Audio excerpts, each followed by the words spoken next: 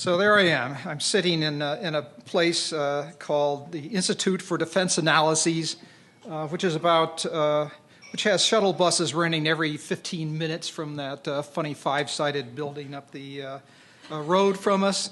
And I get this email from Benj Houston, who I've known for a while, and he says, we've got this session on early education and technology for children. Well, I thought that was nice, and I decided to think it over rather than replying right away. And so then I got another one from Benj, and then I got a telephone call from Benj. And when Benj wants something to happen, you should be forewarned. When Benj wants something to happen, it usually happens. I don't know where he gets that, but okay, so that's anyways, Institute for Defense Analyses does studies and analyses for the Office of the Secretary of Defense. Only for the Office of the Secretary of Defense. We only do studies and analyses. So it's sort of like the Superintendent's Office and the Board of Education combined. So we work for the common enemy of the Army, Navy, Air Force, and Marines. As a result, our reports are read by tens of people on a good day, and sometimes ones of people, because if they don't like the answer, we're told to burn the thing and eat the ashes. So the truth can lead you to indigestion. Okay, so I thought I'd lead off with the conclusion, just so we can, so those of you who've heard it all, you can go out and get a cup of hot chocolate or something like that. So the conclusion is here. I'm going to come back to that, so I won't regale you with it again. But basically, well, I will. There is individualization imperative in education. Period. And the use of computer-assisted instruction does good things, lowers costs, and at present, it is the only affordable alternative for meeting the individualization imperative. There may be others, but right now it's the only affordable one if you're going to do it at scale. If you have, a couple of thousand or a couple of 100,000 or maybe a couple of million students to teach, it's the way to do it if it's affordable. And we should take advantage of this opportunity. So it starts with a bang and ends with a whine, because I really think we should take advantage of this opportunity more than we are now. So why the Department of Defense? What am I doing here with that sort of background? I will point this out, that it's a very, very large education and training establishment. And we've got a lot of money spent in residential instruction. That doesn't count the business of driving ships around in the sea and flying airplanes around in the air or anything like that, because that can be classified as training, certainly, and we don't know how much that is. I'm sure as taxpayers you're pleased to hear that. And on down, fine. But I will point out that we have something like 110,000 dependents in our DODEA system. You see, acronym alert. So that's Department of Defense Education Activity. So that's the overseas schools and the domestic schools combined. So we do have some children in our system. Also, with the amount of money being spent in defense, it has bought us a number of things, starting in the 50s and dribbling on down into the 90s. And I suppose I should add to it sometime or other, but I didn't take time to fix up this slide. But there have been a number of contributions made by the Department of Defense. I think one notable contribution is, particularly I'd like to point out, is the business of intelligent tutoring systems. For a long time, that was funded by the Department of Defense and only by the Department of Defense. And that went on for probably about 10 years before it began to be picked up elsewhere. And there are other instances like that. Plato, if anybody who remembers Plato? The Plato, not the guy, the system. All right. Program logic for automated teaching operations. That was originally Department of Defense money. Actually, Plato was invented as a way to find a use for their plasma panel tubes. But okay, all of that.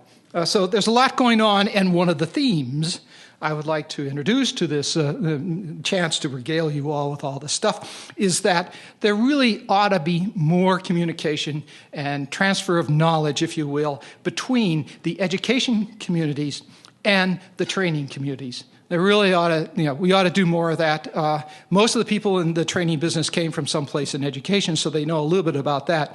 But but they're not innocent. They don't pay enough attention to what's going on in education, and vice versa, of course. Okay, so there's a grand challenge. Now, this some of you may know this story. Please don't interrupt me, because it's I had to think about this script and how I was going to fill up all this time. So I will tell the story. This is about a blue ribbon committee and they were challenged to set specifications for individualized educational technology. And so they thought, okay, what shall we do? And first it had to be rugged, lightweight, easily portable, minimal external power requirements, easy random access to high-quality text, etc., easily understood interface, learner control of content, usable anytime, anywhere, at the home, school, workplace, and inexpensive. I forgot my prop. There's an example of it here. It's a book, And so the whole issue is, when we begin to use this marvelous new device, a computer, what can we do that's better than a book? And that's another, theme 2, so that's another thing. I want to say a little bit about tutorial instruction. This is an argument I've been using forever and ever and ever. Those of you who have heard it before are welcome to step out. But this is Raphael's notion of where all this started. Actually, it started probably 150,000 years before this. But there's a lot of tutorial business going on there. And that's how people originally learned. You went and found a sage who knew something that you needed to know, and you got the sage to teach you and tell you how to do it. One-on-one, one person teaching or helping learn, and a learner who was trying to learn. Okay, so up somewhat to the present, we're into the late 1970s and early 1980s here. If you compare tutoring one-on-one, and okay, there's a little fudging here because some of the stuff that Bloom did was 3-on-1 read, but okay, one-on-one, and classroom instruction, you'd expect the one-on-one instruction to be better. And lo, it is better. What surprised everybody is the magnitude of the difference. 2 standard deviations. Now, 2 standard deviation is an effect size of 2.00. It's roughly equivalent to raising the achievement of your 50th percentile students up to about the 96th percentile. And those of you who can integrate under the Gaussian curve in your heads, please correct me. I forgot to look that up for sure. But it's something like that. You're up into the 90 percentiles range with this. Oh, 98. There, somebody who can integrate. Great. That's pretty good for an English major, Okay, so, all right. So why is tutoring so effective? Well, personalization. Now, this is something I don't have much more to say about it, except I will. There seems to be something critical. If you read the history of tutoring and how people felt about it and what they were trying to do, you see again and again this need for a person to talk to another person, to deal with another person. That social interaction seems to be a critical capability. Now, we may get it someday when we get to strong artificial intelligence. We don't have that yet, and I doubt that we're going to have it for another 15 or 20 years. But that would be something that would pass the Turing test and really one-on-one. It would be something that would understand humor, would understand empathy, would understand a variety of things that we can't now. And right now, of course, we have our von Neumann machines. It's all zeros and ones. And not only that, I think those of you who've had Computer Science 101 will know this, all they do is add. That's the only thing they do. They can only add, not subtract, not good. Now, of course, they can do, they can perform those operations, but they do it by adding. So there's that. So personalization, important, and I can't say much more about that because we don't have strong AI yet. We will someday. Interactivity, immersion, really important. I'll say a little more about that in a minute. One other thing I wanted to add that's kind of funny, because I ran across it in the literature, and I've been running across it again and again. Now that I've seen it once, it sort of pops up at me. It's a difference between adult education and education for children. Adults, if they are required to overtly correct something they got wrong, it doesn't seem to have any impact on how much they learn when all the learning is over in your final test. That's in the literature I read. For children, it matters a whole bunch. They really need, and it's as if it's a short-term memory effect probably, in that the kids just get the answer and they jump on to the next. Adults just reflect on their answers and don't need to be told to do that in a sense. I don't know the explanation. But it's a very strong effect in the literature I read, and it's kind of interesting. And I'm not going to say much more about that. Individualization. Well, here's where we're going, and I have things to say about that. But let's look a little bit at some data for just a minute. Interactivity, engagement, immersion. So here's what happens there are people who sit at the back of classrooms with stopwatches and are counting what happens and how often they happen. So if you're a student in a typical classroom, and that's a classroom of 26.5 students, and the last student's a little weird, but 26.5 students, the number of questions that you get to ask is about 0.1 per hour, 0.1 per hour. Now, we all know that there's kids at the front of the row, and they're all asking all those questions, but there are a lot of other kids in the classroom, and you average it out, 0.1. The instructor is likely to ask an individual student about 3 questions an hour. And actually, it seemed a little high to me. But anyways, those are the numbers. Them's the data. Now, in a tutored session per hour, you get different numbers. The student gets to ask 20 to 30 questions an hour, and the instructor gets to ask somewhere between 120 and 150 questions an hour. This is from looking at, again, tutoring sessions. That's a lot of interactivity. And, of course, some of it is how are you feeling? How's your sister? Do you have to go to the bathroom? There are other questions that get packed in that, but those are that's the number of questions. The interaction is quite heavy. So inspired by that, at one time I went back to see how many questions our kids were answering in the old days. And I'm talking about days when kids were using teletypewriters and drill and practice to answer questions. And the question was, how many questions would they answer if they were to spend an hour doing that? And it's between 180 and 600. Yeah, 600.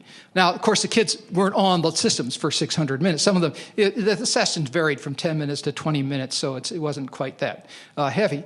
But you can see the difference in the amount of interactivity, the amount of time that you have the kids' attention, the amount of time they have on task tends to be, pretty heavy. And another lesson I took away from this, you can be really stupid about your curriculum and instructional system design and still get great results because of this heavy interaction. And I don't want to take anything away from curriculum because I have things to say about that too. Pace. These are some other numbers, real data, once again. I would love to update this. As a matter of fact, I have somebody doing that for me right now who wants to get into philosophy instead of, that's another story. Anyways. The time needed to learn something, the ratio between your fastest students and the slowest students. Now, you can look at the top one, Pat Suppies reported a study done by Pat and Ed Carruthers sometime in the early 1960s. And he published it in this interesting paper that they put out in 1964 as a president or some sort of address to the American Educational Research Association. But he found that ratio of time was 13 to 1 for kindergarten kids. So here we are with young children. And what they did is they taught the kids 14 letters, and then they began to get them to reach criterion on a set of vocabulary words that were built up solely from those letters. And I think the slowest took something like 2,600 tries to get to criterion, and the fastest took something like 200. So it comes out to a ratio of about 13 to 1. Now, we know that there are plenty of kindergarten kids who come into kindergarten knowing how to read. I have one friend whose child was in tears because she was coming to the end of The Hobbit. Yes, The Hobbit. And was very unhappy because it was coming to an end and she didn't want to leave it. So there's all of that from here to there. So, but that it also keys on something else. It says that prior knowledge is not so much ability, although it's certainly not, ability is not unrelated to prior knowledge, but it is prior knowledge that is the most direct prediction of the amount of time it takes someone to learn. And then you can see some of the others. And overall, grades K through 8, I think they kind of compromised and decided that was 5 to 1. So in a classroom, a teacher facing a classroom of 26.5 students has got some kids who are learning in 1 day what it takes the other kids 5 days to learn. Now, what's the consequence of that? A teacher, now I remember, it must have been 100 years ago, or maybe about 1973. I was given a lecture by the, I think this headmistress was the official term, of the Spence School in New York City. Houston, I think that was his name, something like Houston. And he was pointing out the amount of work that was required to provide this attention to individual teachers. And, I think this fellow Houston would probably say I forgot everything he told me, but I actually remembered this, and it stuck with me for a long time. What a teacher has to do, it can't attend to 26.5 students, give them the attention they need, provide them the the chances for overt correction of their errors, things like that. It's just impossible. If you run the numbers, you can see how that comes out. So there's something like a cone of attention. Engineers talk about a cone of attention. When you talk, you're talking to a particular cone of folks. And that's how the teacher basically has to aim his or her attention in a class. And you might well expect what happens. You have to try to get as many kids into the program as possible. So you start with not the fastest kids, and the fastest kids are left to fend for themselves. So you always had some kids who are bored to tears, and other kids who are lost in every classroom. I probably have overstated it, but that's what's happening.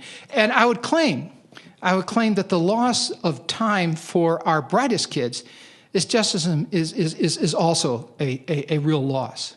We're losing them to the notion of learning, to the excitement that you can actually get from filling your head with stuff, and instead they see school.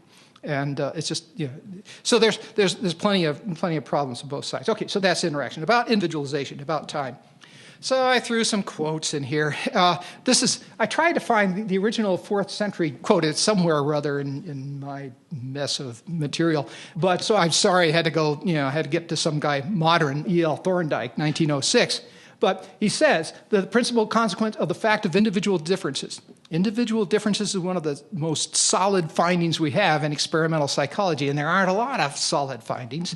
I know the clinicians have it all, but okay. So the thing is that it has to be applied with consideration of the particular person. The responses of children to any stimulus will vary with their individual capacities, interests, and, previous experience, prior knowledge again.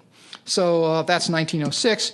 And so along about 1975, Michael Scriven comes along, on the bottom of all this talk that's been going on since 4th century BC, and certainly since 1906. He notes that individualization is an educational imperative and an economic impossibility. Unless we're going to drastically change the way we fund our schools, we're not going to be able to provide the kind of individual attention that it needs.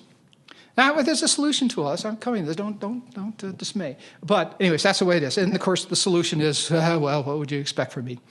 Again, keen on something the head mistress of Spence School once said to me. He pointed out that it's not bits and bytes that we're so after. What it is that it makes this educational imperative affordable.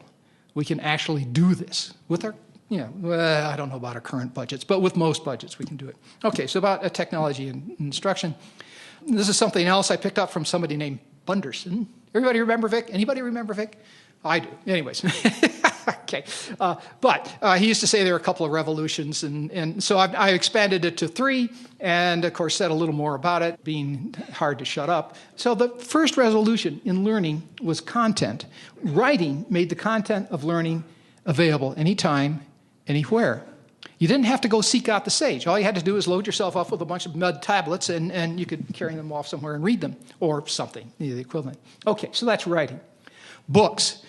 Well, it was a good idea to get beyond mud tablets and papyrus reeds and the codex and what's the plural? Codices, whatever they are. The codices the Chinese invented print for movable type in about the 1000. Something like that, and of course we invented it sometime around the 16th century. Thank you, Johann Gutenberg. So it made the content of learning available anytime, anywhere, but it also made it affordable. Not then, books are really expensive, but gradually their costs began to drop, and the middle class began to rise and say, "Give us books," and the market took over, and it worked. So we had books and the content. So that's revolution 2. Again, anytime, anywhere. Okay. 3, we now have technology. It's hard to find a computer without an if statement in it. Now, I may not have that right down in the in the assembler language as an if statement, but it does have conditional branching.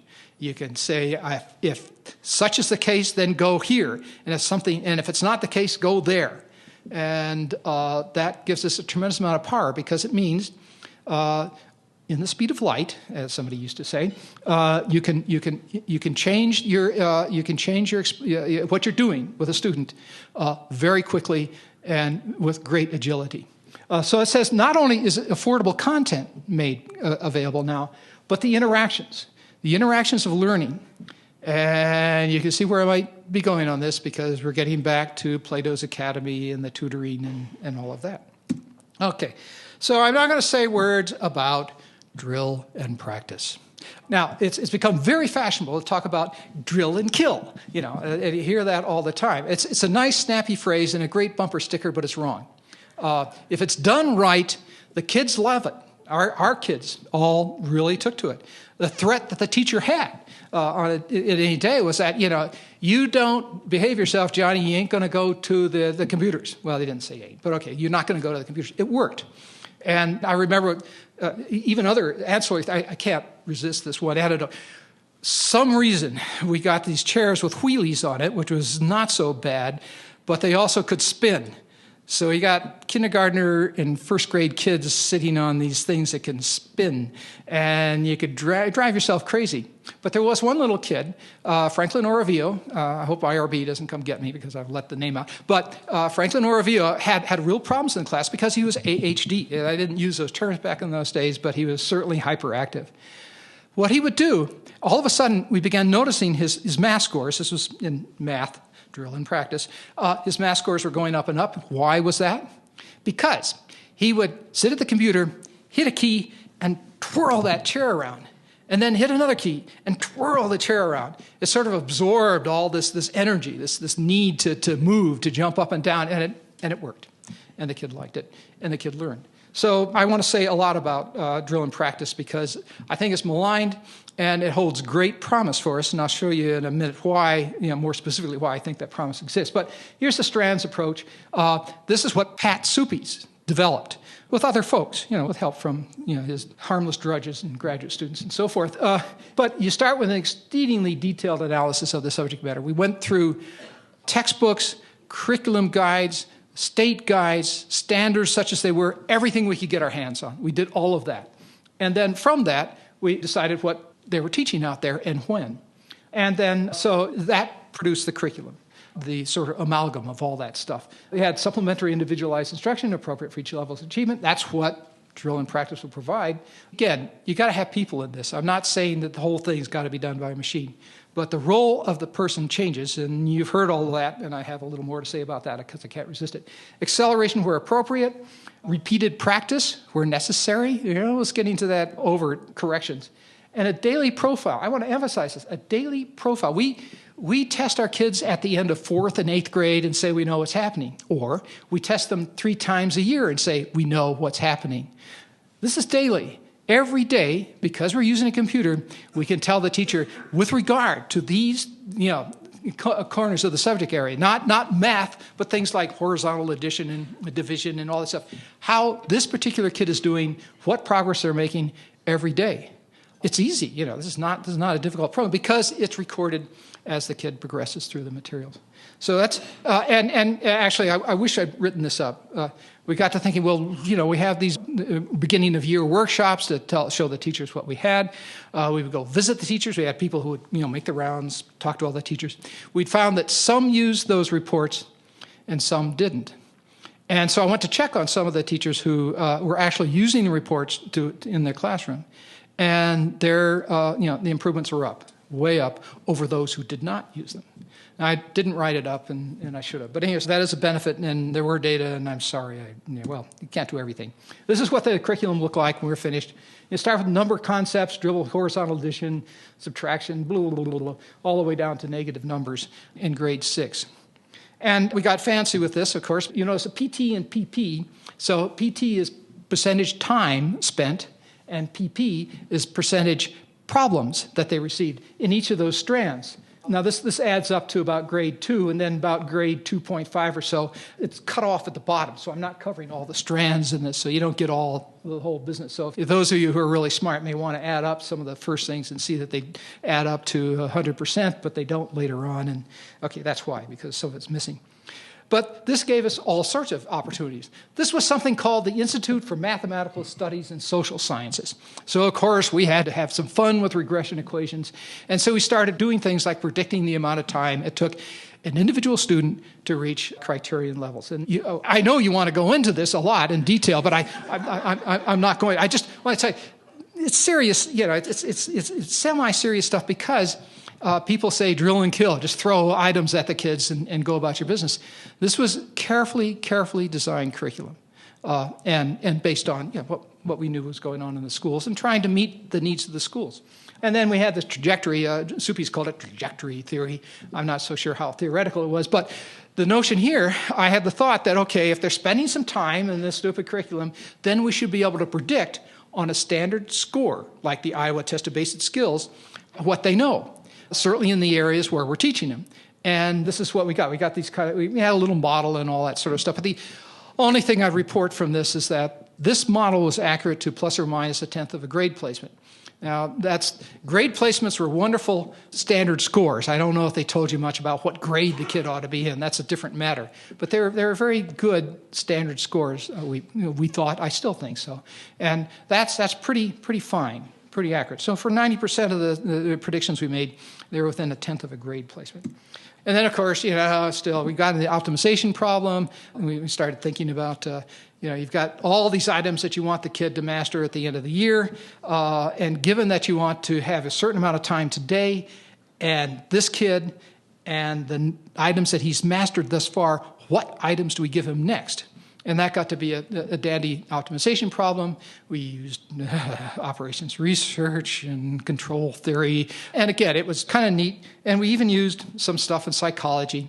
These models of memory. And again, I'd love to discuss this with you, but I ain't going to. And the point I'm trying to make is that we treated this business of teaching kids arithmetic in this case, well, right, mathematics, because that's what Pat wanted to call it, very seriously. It was a serious effort. It wasn't just, sort of throwing items at the kids and to see what would happen.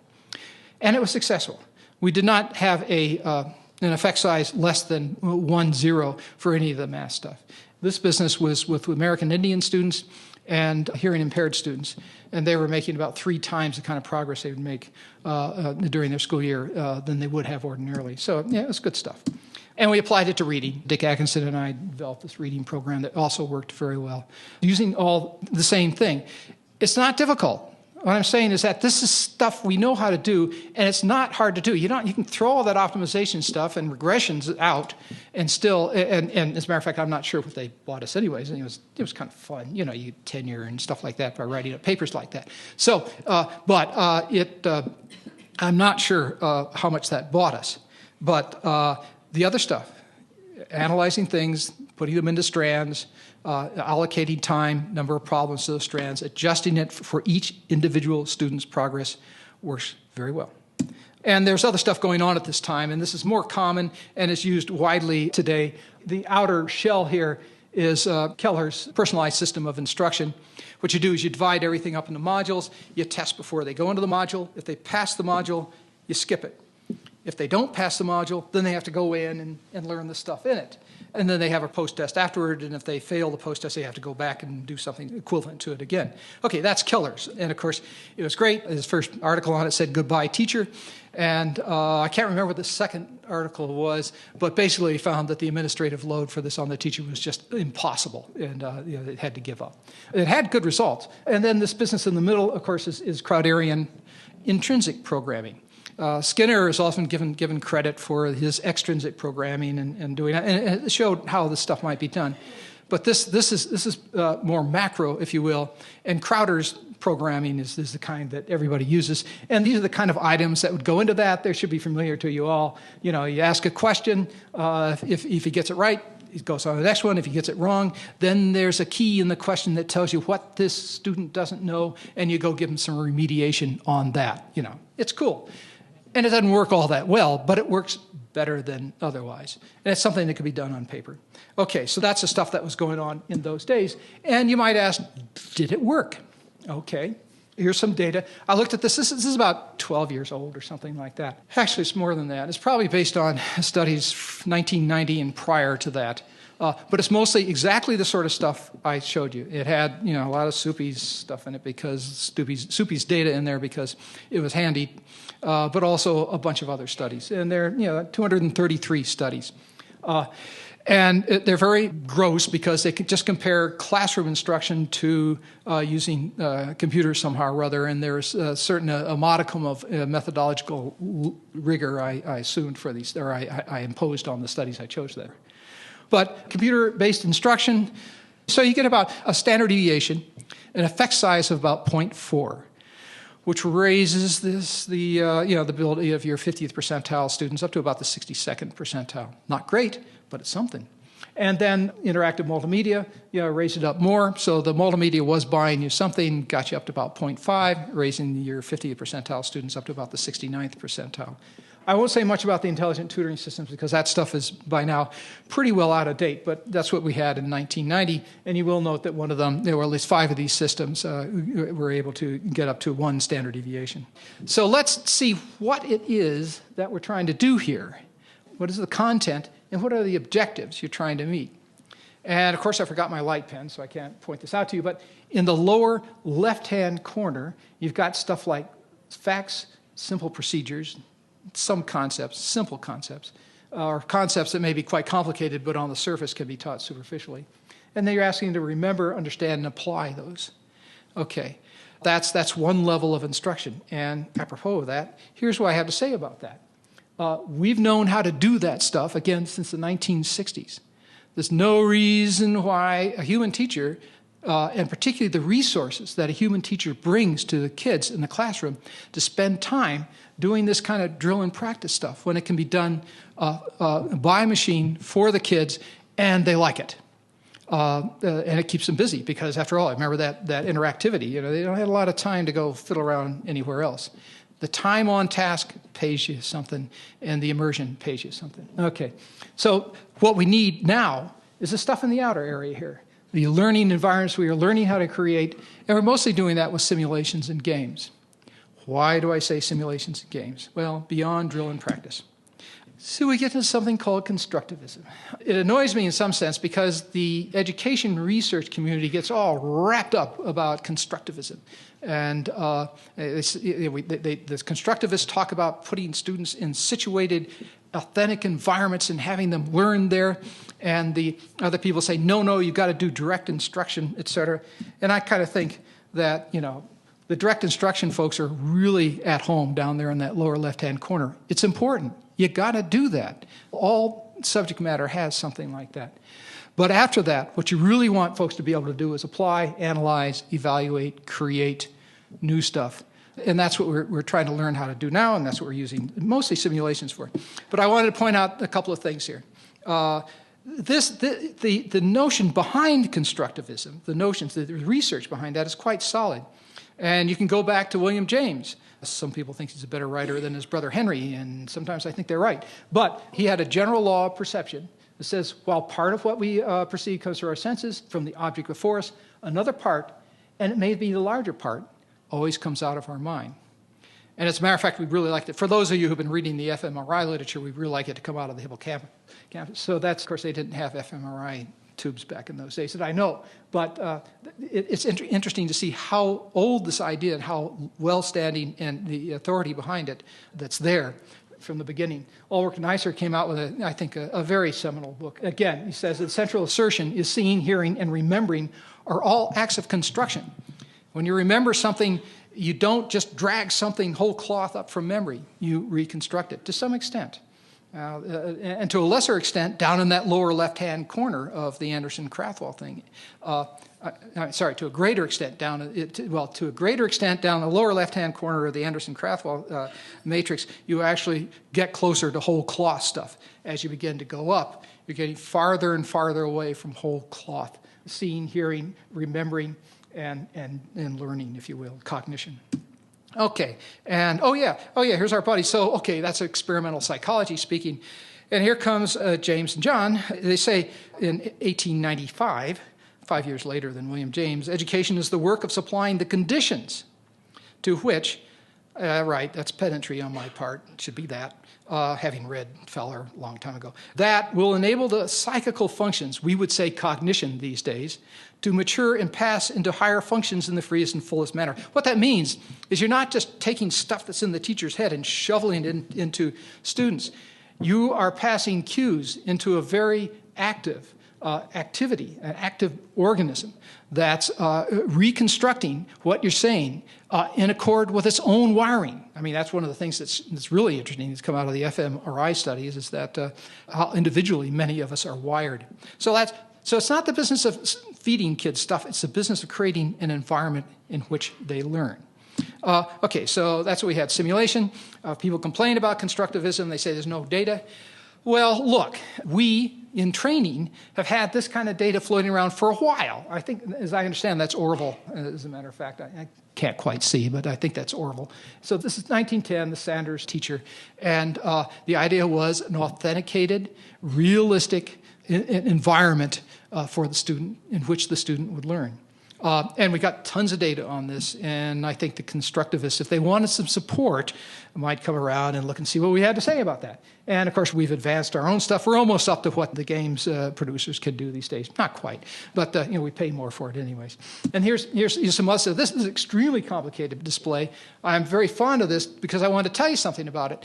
To increase the sensitivity of a sonar sensing in a submarine by 1 decibel, using technology alone, costs about $1 billion. That's how much research, development, and everything else, $1 billion for 1 decibel improvement. This system, which was training, improved the ability to sense using sonar to 10 decibels. 10 decibels. It cost somewhere in the neighborhood of $20 million to produce. 20 million versus, well, in this case, $100 billion. Or sorry, 10 billion, got the zeros wrong, $10 billion because you're going to do it for, increase it by a factor of 10. So this is training. This is what this kind of technology can do for us. All right, these are kids. These are the 19-year-olds. Okay, that's not exactly down at the age that you all are interested in. But there are technologies here and techniques and procedures that might well be applied elsewhere. Computer games, just want to say a little bit about computer games because everybody's talking about them. And there are differences, but I would say, note at the bottom here, I would claim that all games are simulations. So when we're talking about simulations and games, and we're talking about games, we really are talking about simulations. It makes for great arguments. Is Hangman a simulation? Well, it's interesting. Is Monopoly a simulation? Is chess? It makes for good conversation, yeah. And sorry. If it weren't Utah, I'd say, you sit around, drink beer, and talk about it, but I guess I can't do it. So, all right. And this is just to show you that about games, you can see down there on the left, there have been a number of studies. Sig Tobias and I have collected something like 94 empirical studies of the use of games used to instruct. And of them, something like 15 of them had to do with kids 3rd grade and under. I don't know why I picked 3rd grade, but I picked 3rd grade, I guess because I figured the 4th graders were too long in the tooth for this. But in any case, so there are a bunch of studies. They show improvements, but they also show some mixed results. We have a way to go before we learn how to use games to teach. I wanted to say a little bit about conversations because I'm going to wind up with this thought. This is a conversation where you combined. Remember the tutorial business, Plato's Academy, people talking to one another? What happens if you combine conversations with simulations? Okay, this is a case where that was done. Simulation was not visual, but this is what happened. So this is a student who's been given a problem to solve. He's troubleshooting an electronic power supply, a SPICE power supply, if you remember it. And the computer has a complete model of that, a mathematical model. So if you introduce a fault anywhere, it propagates throughout the model in the way it would in real life. Okay, so the student says, what is the base emitter voltage of the voltage limiting transistor? And Sophie says the base emitter voltage is blah, blah, blah. And the student says, what about for the current limiting transistor? Notice that. What about for? Now that's tricky. And this system had one of the best language understanders that I've seen. So we're getting, we're making progress toward this business of strong AI. And then Sophie gives them the base emitter consequence, right thing. The student says, what should it be? And Sophie says, blah, blah, blah. And the student says, replace Q8. And at this point, this is John Seeley Brown. And at this point, Brown et al. Stop and say, this is where it is no longer just a knowledgeable response, but an intelligent response. Because the kid is wrong. I've got to stop here and go back and straighten them out. So that's a decision that Sophie makes, that the system makes. So okay, so it's a combination of simulation and conversation. You remember that slide I presented earlier, showing computer-based instruction and so forth. Well, okay, I had a chance to update some of that. I haven't quite updated it, but I've gotten somewhere. Here are three recent studies. The good news is it was, this combination of conversation, kids could ask questions, and simulation. It was for Navy Information Systems Technologists, the IT rating, if you know the lingo. And in three studies, this is comparisons of this tutor against what the kids were receiving in A school.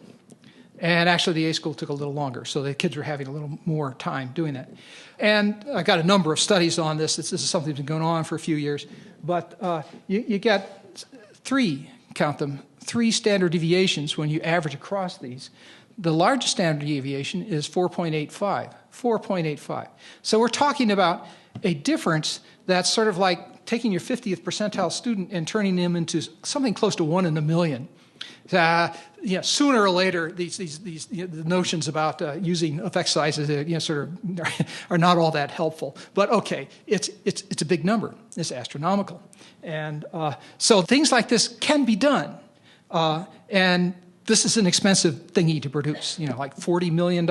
So but you point out to the fleet, look, you can save $1.3 billion over 12 years. If you implement this digital tutor in your IT training. And the fleet says, yeah, great. And then you turn to the school and say, go prepare it. The school, if they hear something like more than $1 million, they start lying on the ground and twitching, because that's a huge amount of money. 1.3 billion versus 1 million. So that's a problem that we have. And I don't know how we're going to solve that. But in case we've got to get around it somehow or other. Okay, but there are big results available in this world, and you can point to the results that Waterford is coming up with, where there's great promise in what we're doing. Okay, cost effectiveness, I'm going to say this very briefly. You can reduce time to instruct, very important for us if we're teaching kids. Very important, I think, in the schools too, because one more time, the kids' time is important. Okay, return on investment. Okay, we did some return on investment studies, and we found that for every buck you put into development of these systems, overall, you'd get back about $3.36, based on being able to reduce time by about a third. And actually, you can do more than that. And actually, at the same time, you're also increasing their ability. So it gets, this is a way, way conservative estimate. This is a study we ran a long time ago, probably more direct interest to the school folks here, but it's old. 1990 is when we published the thing. These numbers are, I think, in 1985 values, I'm not sure. But it compares things like peer tutors, adult tutors, increasing class size to different levels, adding 10 minutes per day, and then different flavors of CBI. One study was taken from 1968, another was taken from 1985, and you can see that CBI is the cost-effective approach here. And cost-effectiveness, you can't say something is cost-effective all by itself. You got to say cost-effective compared to what? And there may be some other things that could be worked in here. But you'll notice way over there on the left with the peer tutors, well, that's 286, but it points out, and we've done that, if you put more than one kid on a machine, particularly if they're mismatched, you got a bright kid and a not so bright kid. The bright kid learns because he has to articulate what he knows, and the not so bright kid learns. So there's no reason why those two can't be combined. There's how we implement this stuff is also very important. Let me put it that way. So where is all this taking us? I've said that the future is already here, but unrecognized, and the present is prologue. There are a bunch of trends going on. Intelligent tutoring systems. Moore's law is still in effect and expected to stay in effect for another 30 years or so, according to a recent poll of electrical engineer fellows, IEEE fellows, if you know that, and so forth. Natural language interaction we're getting to strong AI. And it leads you to something we might call personal learning associates. There they are on the right. And it all comes from this cloud on the left, which is probably, these are shareable objects that may be drawn in from the web. We went so far as to produce a standard, specifications, let's say, for those objects that are floating around on the web, because that were portable, shareable, durable because they won't fall apart when somebody puts in a new operating system, and reusable. So it had these nice qualities. And they're accessible. That was the other thing we had. We have this, and actually the architecture for that is at least 10 years old, probably 15 years old now. And the whole thing needs to be torn up and redone. But that's one of the things we did. It's a national standard, SCORM, shareable content object reference model. Okay, so eventually we're going to have anytime, anywhere learning integrated with performance. Well, you don't care about that so much, but it's going to be anytime, anywhere, on demand. Talk about teachable moments, you got it. Fewer lessons, more learning, fewer tests, more assessment, continuous, unobtrusive assessment. Remember the daily reports we could give to the teachers? Did that in the 60s. Why can't we do that now? And then personal learning associates, here's the challenge. Here's the disruption. Dr. Whitehurst talked about this last night. It's a disruptive technology. What are you going to do when all this stuff is floating around in every home? And what are the schools going to do? It's a serious problem. Okay, so in conclusion, hey, remember that? So there is an individualization imperative, blah, blah, blah, blah, and we should take advantage of this opportunity. Now, you may have noted in some of my contents and demeanor that I have a little bit of frustration that we haven't been using this technology that we had since the 1960s, frustration that the education and training research communities aren't talking more to one another, frustration even the Department of Defense won't take advantage of what its research laboratories are producing for it. It's frustrating. But I take heart. I take heart from Camus here, who said that there's no sun without shadow, and it's essential to know the night. So you can imagine Sisyphus pushing this boulder up the hill, and he gets near the top and it rolls back down, and Camus says he must be happy. Well, I take solace from another point, and for two reasons. One, because it's noted contemporary philosophers, somebody named Mick Jagger and Keith Richards, and also I can't resist a pun. For me, it's all rock and roll to me. Thanks very much.